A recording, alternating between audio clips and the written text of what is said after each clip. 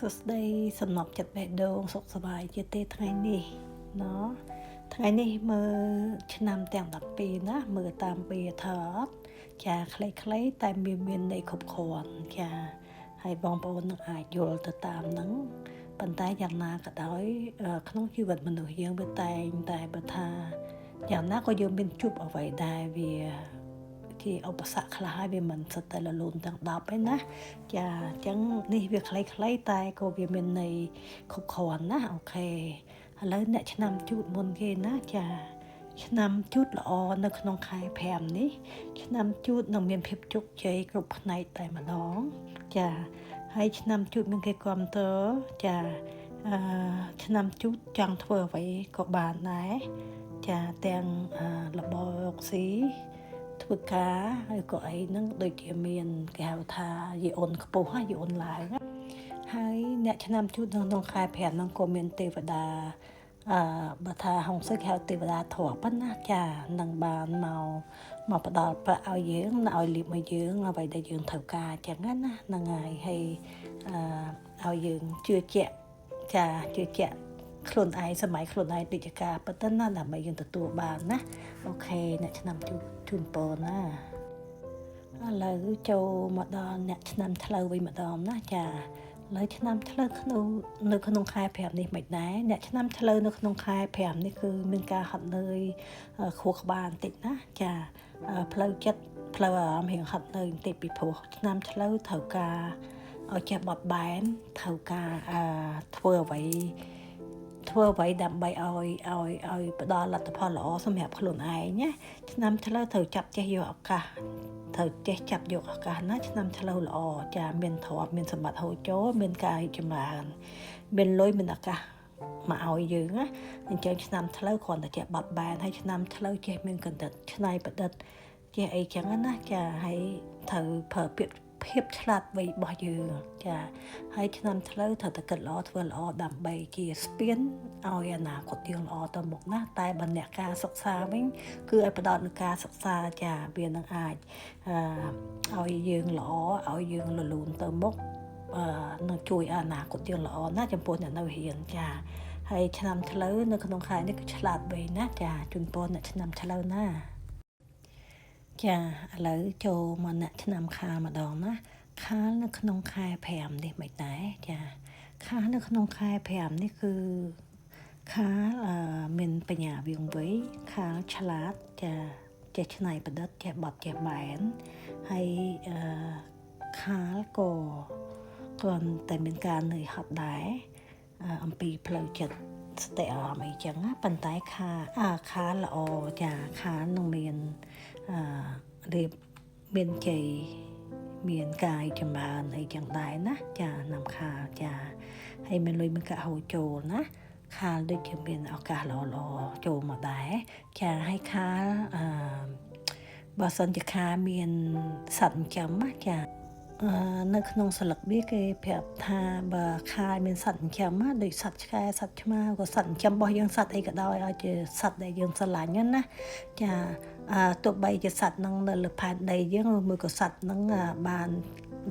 បាត់បង់ជីវិតហើយក្តីចង់និយាយថាសត្វនឹងគឺមានទេវតាថាមើលថែចាបានមើលថែដោយទេវតាណានៅក្នុងស្លឹកវាគេបានប្រាប់ថាចឹងណាចាអញ្ចឹងជូនពរណាអ្នកឆ្នាំខាលចាឥឡូវចូលដល់ឆ្នាំថោះម្ដងណាឆ្នាំថោះនៅក្នុងខែ5នេះគឺមានន័យថាឆ្នាំថោះប្រយ័ត្នមានចំនួនណាចាឆ្នាំថោះប្រយ័ត្នមានចំនួនដោយសារគេ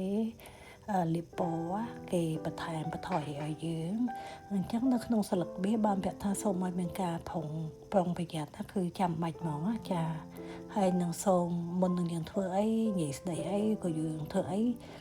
ឬក៏យើងធ្វើអ្វីក៏ដោយនៅក្នុងខែ5នេះសូមឲ្យថោះមានការប្រុងប្រយ័ត្នចាមុននឹងធ្វើអីត្រូវមានការប្រុងប្រយ័ត្នមុននឹងយើងបន្តវាទៅមុខទៀតណាគឺយើងត្រូវមានការប្រុងប្រយ័ត្នណាគឺប្រយ័ត្នសពគ្រប់បែបយ៉ាងណាចាអញ្ចឹងជូនពរអ្នកឆ្នាំថោះណាចាឥឡូវចូលមកដល់អ្នកឆ្នាំហូងម្ដងណានៅឆ្នាំហូងនៅក្នុងខែ5នេះគឺ เตรียมตีให้บองប្អូនឆ្នាំហូមានការអត់ធ្មត់បន្តិចណាកុំឲ្យឆេវឆាវហ្នឹងហើយហើយសូមឲ្យឆ្នាំហូធ្វើតាមបេះដូងខ្លួនឯងនិងធ្វើឲ្យខ្លួនឯងមានសេចក្តីសុខណាឆ្នាំហូមានដូចថាមានបញ្ញាភ្លឺថ្លាគិតអីធ្វើអីហើយឆ្នាំហូងក៏បានដូចជាមានធ្វើអីដែលសบายចឹងណាហើយឆ្នាំហូងនឹងបានទទួលនៅ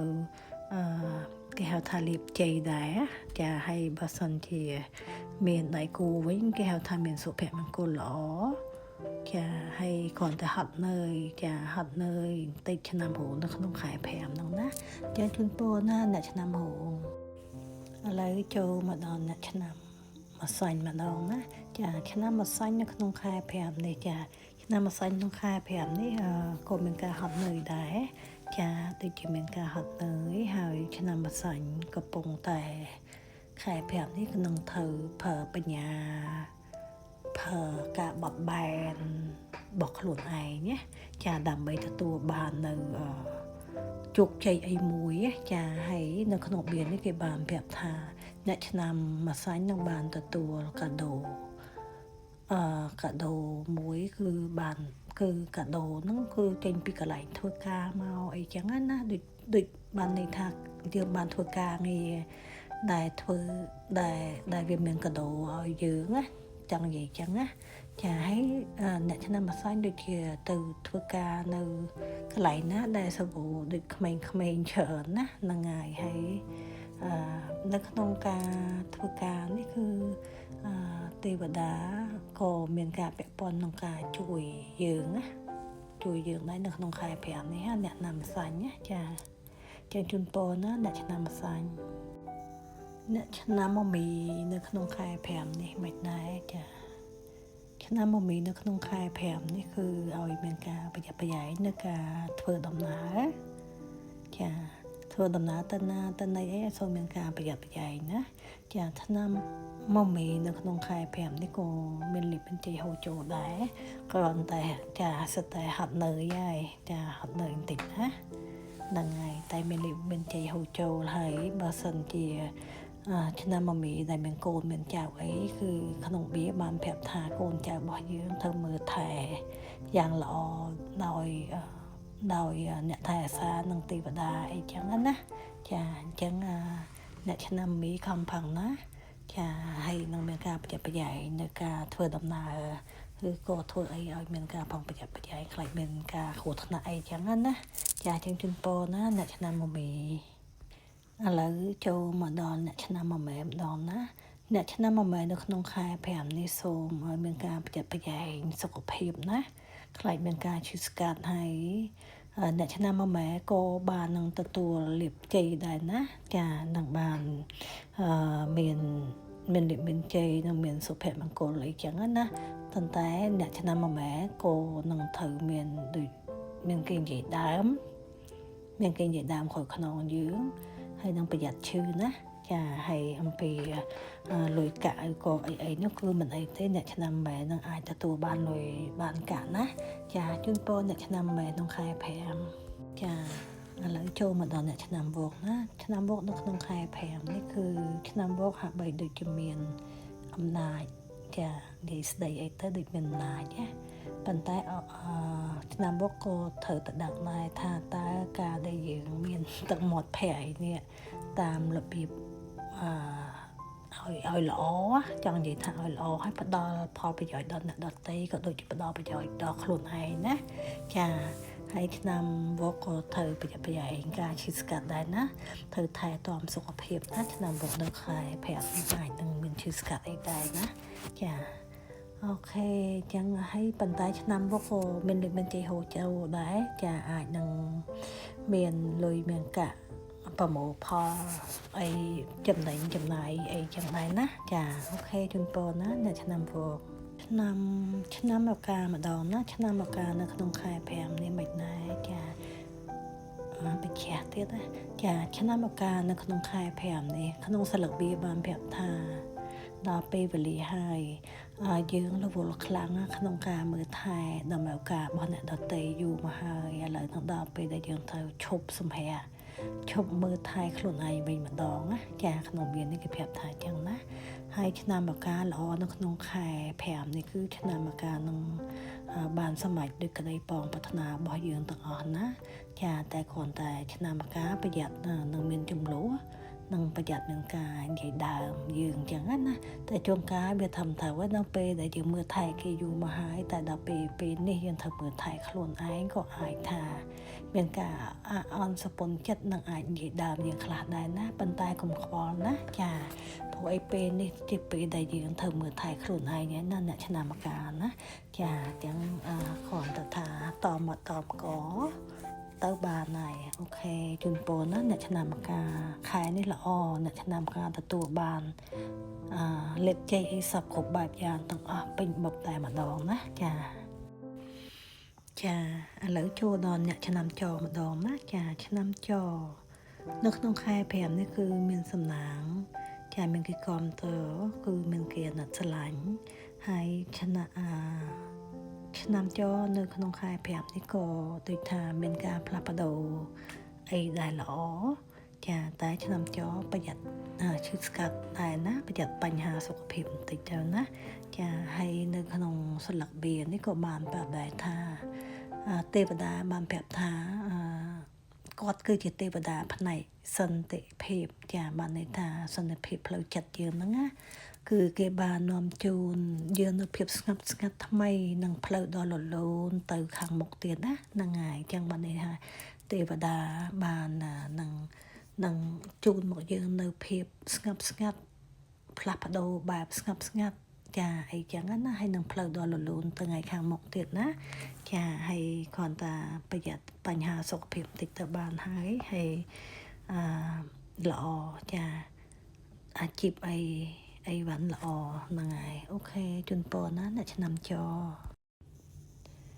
ឡូវចូលមកដល់អ្នកឆ្នាំកុលម្ដងណាចាឆ្នាំកុលមានន័យថាម៉េចដែរណឆ្នាំកុលគឺនៅក្នុងសន្លឹកបៀននេះបានប្រាប់ថាឆ្នាំកុលមានមនុស្សជាទីស្រឡាញ់ដែលបានស្លាប់ទៅហើយគឺបានទេវតាបាននាំពាក្យ